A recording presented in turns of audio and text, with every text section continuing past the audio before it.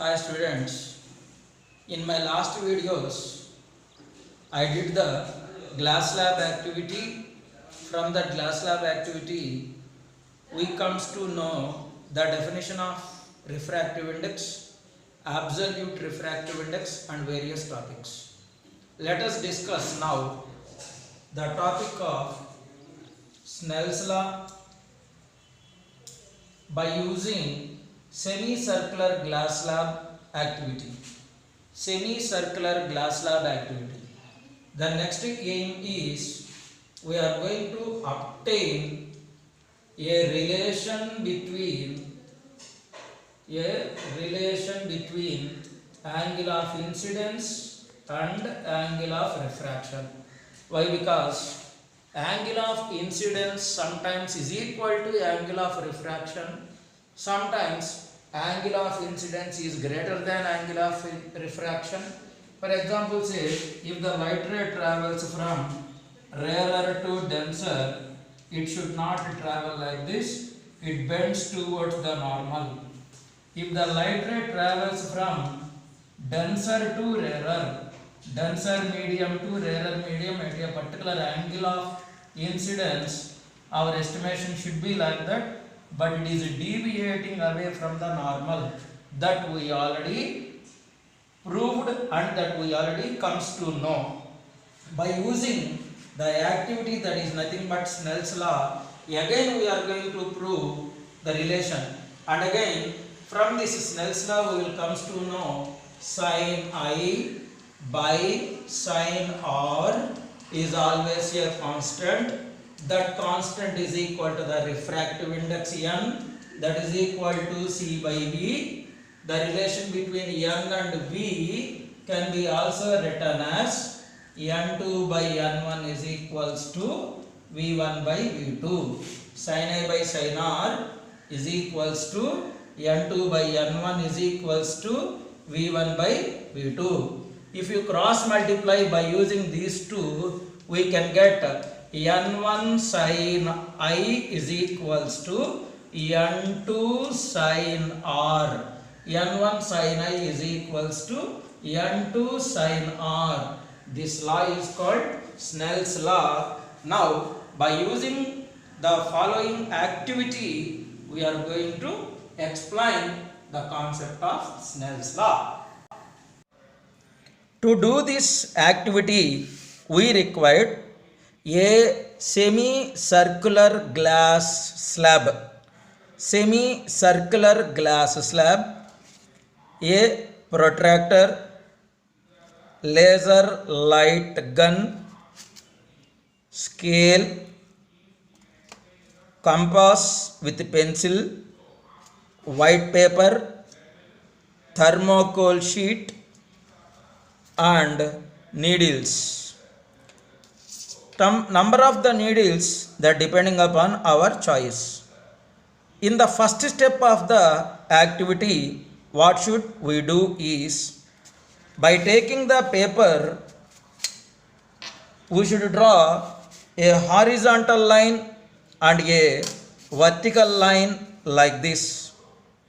A horizontal line mm, horizontal line is mm and the vertical line is nn. Horizontal line is mm and vertical line is nn. The center point is represented as O. Now I have the compass.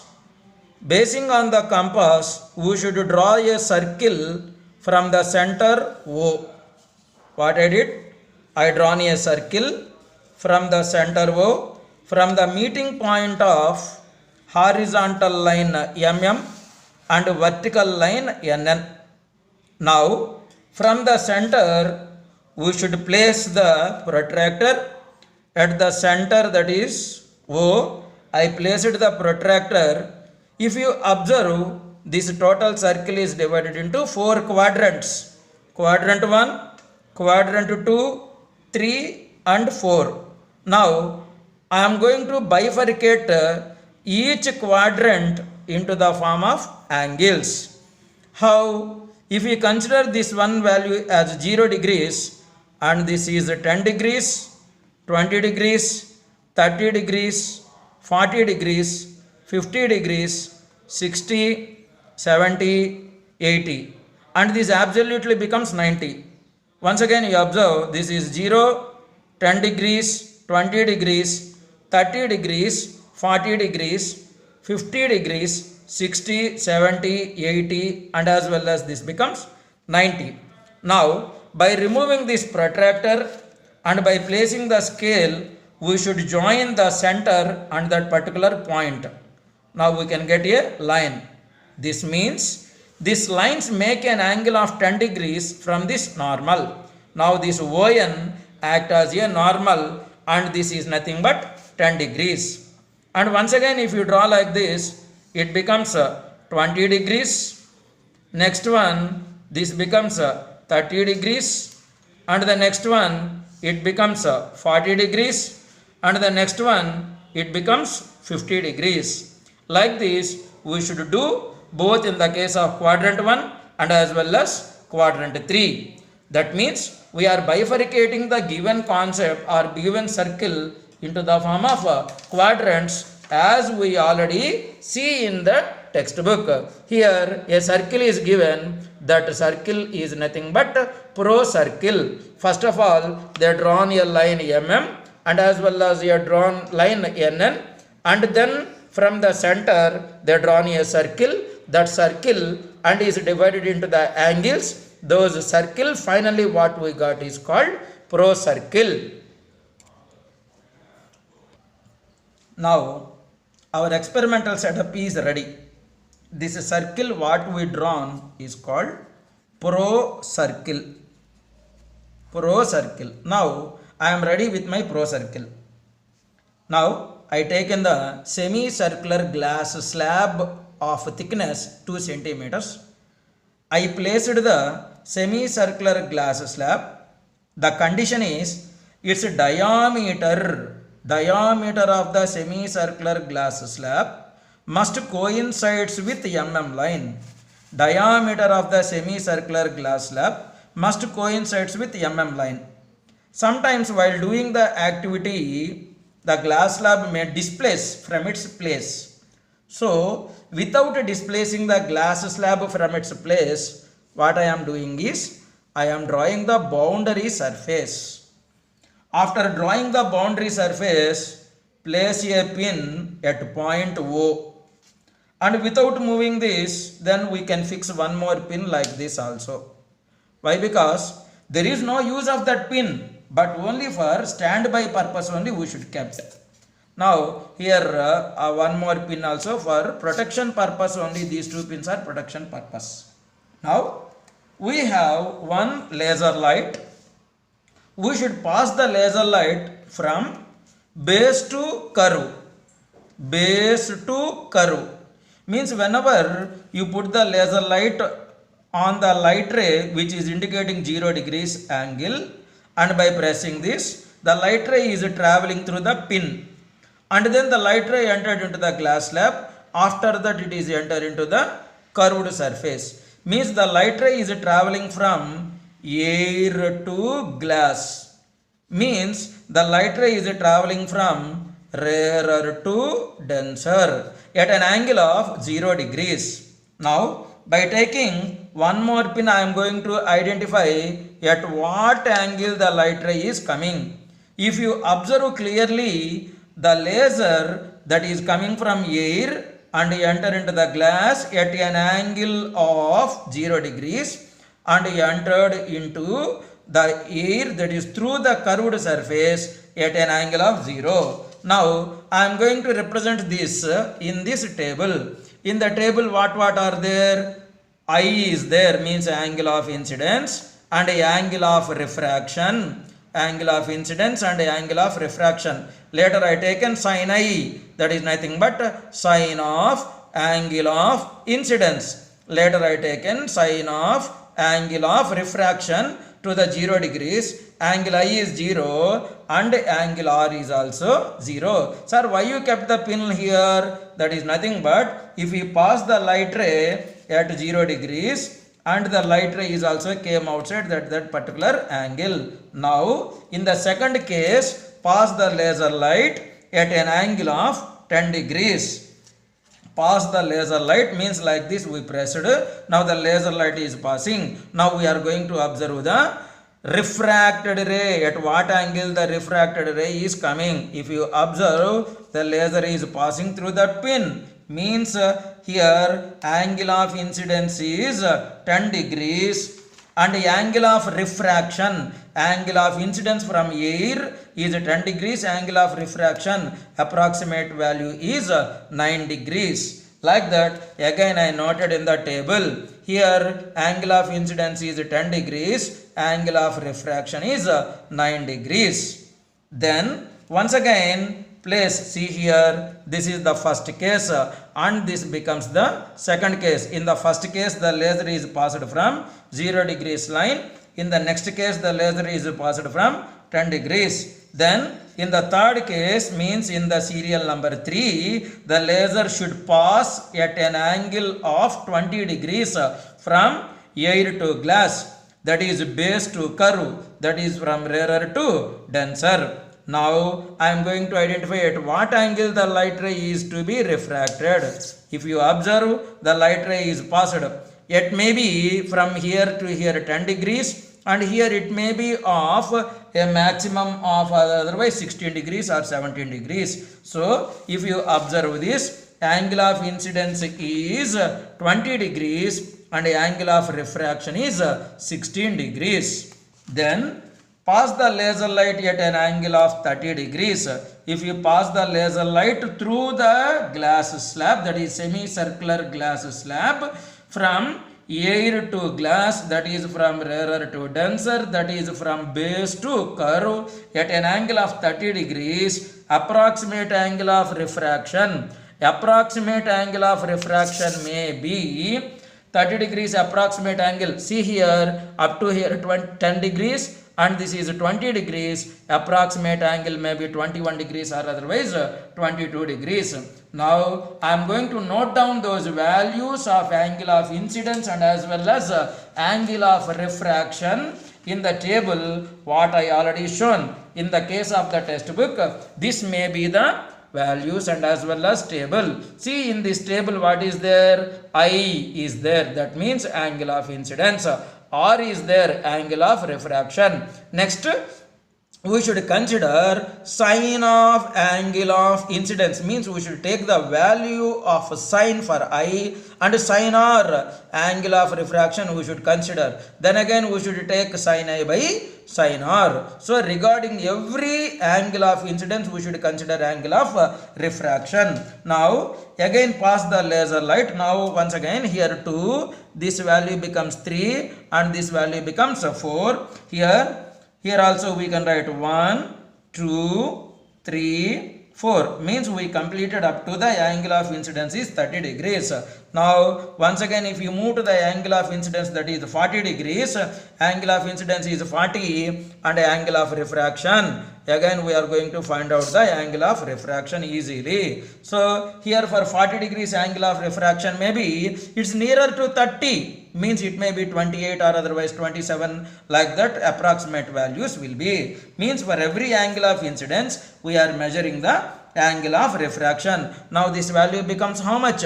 Fifth value. So here also fifth value. Next, angle of incidence is 50, that value becomes 6. Now pass the laser light at an angle of 50 degrees through the pin. Now once again I am going to observe the angle of refraction. Angle of refraction for 50 degrees approximately it is of 32 degrees. See here, angle of incidence is increasing but angle of refraction is not equal to the angle of incidence. It is bending, means it is less. If you observe here, our view is if the angle of incidence is 50, angle of refraction also must be 50, but it is 32. Means here if you observe, if the light ray is traveling at an angle of 50 degrees approximation is 50, but here the original value is 32. This means angle of incidence is greater than the angle of refraction, or angle of refraction is less than the angle of incidence whenever a light ray is travel from air to glass. So by using this experiment, we can find out, or we can prove that angle of refraction is less than the angle of incidence whenever a light ray is traveling from rarer to denser. Once again observe here, if you put an angle that is at 60 degrees, what happens? If the angle of incidence is 60, we are going to measure the angle of refraction that is at approximately. Even for 60 also, approximate angle here 30 degrees and as well as 40. It is nearer to 40, means around 38 degrees or something will be there. Means angle of incidence is 60 and angle of, this is number 7 value. Here also we are going to represent it as 7. See once again, angle of incidence is 0, angle of refraction is 0. Means light ray strikes the surface at an angle of normal, so there is no refraction. If the light ray strikes the surface, there is no refraction. If once again you move to the angle of incidence is 70. If the angle of incidence is 70 like this, and what is the value of angle of refraction? It is approximately here. Angle of incidence is 70. After crossing this value is there, after crossing that we can get that value. It is approximately 43 degrees. Approximate angle only we are going to consider. Like that only, if you consider the value of for 80, for 80 also approximate angle is 45 or otherwise 46 degrees. Now you consider angle of incidence is 90, means the light ray grazing the interface of air and glass, grazing the intersurface of air and glass, means it is touching along the surface, then it is not at all deviated.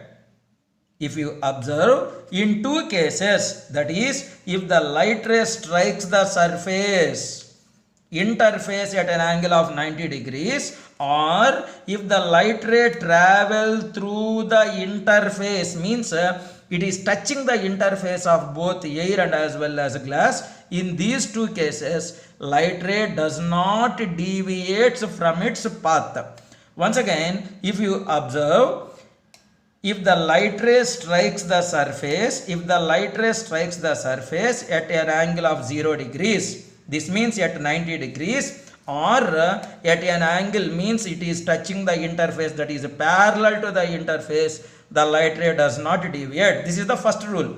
And the second principle what we learned is, if the light ray travel from air to glass, that is from rarer to denser, base to curve, at an angle of 10 degrees, angle of refraction is 9 degrees. 20 degrees, angle of refraction is approximately 16 degrees. At 30 degrees, angle of refraction may be, angle of refraction may be here 30 degrees, 20 degrees, 40 degrees, 29 degrees, 50, 22. Then by using the calculator, I calculated the value of sin I and sin R. Later in the third column we taken sin I by sin R. The average of sin I by sin R is 11.668 by 9. Average of sin I by sin R is 11.668 by 9. Why by 9 I taken? The formula is nothing but total number of ingredients, means sum of the values by total number of the values. By average value, if you consider, we can get a constant, that is sin I by sin R is a constant. The value is nothing but 1.29.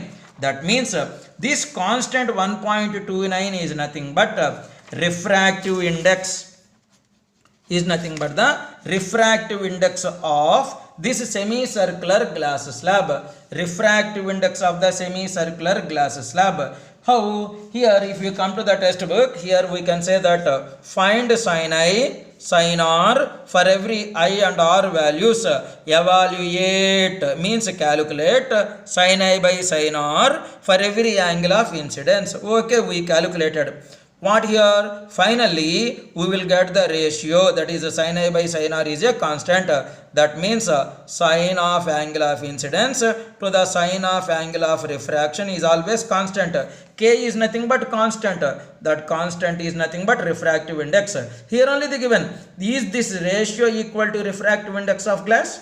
Yes, the ratio is equal to refractive index of glass. So from this, what are the conclusions? If the light ray travels at an angle of 0 degrees, there is no deviation. If a light ray travels along the interface, then also there is no deviation. If the light ray travels at a particular angle from air to glass, that is from rarer to denser, or from base to curve, angle of refraction is less than the angle of incidence. This concept we can say that sine of angle of incidence to the sine of angle of refraction is always constant.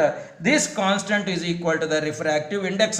In CBSE curriculum, n is represented by letter mu. I already said. Means in this experiment, I calculated the mu of this glass slab as 1.29. So this concept, the ratio of sine of angle of incidence, the ratio of sine of angle of incidence to the sine of angle of refraction is always constant. That constant is called refractive index. This refractive index depends on the nature of this material. Means from material to material refractive index changes, and it is also depends on the temperature. Refractive index depends on the temperature and at the same time nature of the material, and at the same time what the light what we used, that is also depends on. This total concept was given by Dr. Snell. So this law is called Snell's law. Finally, what is the statement of Snell's law? Snell's law states that the ratio of sine of angle of incidence to the sine of angle of refraction is always a constant.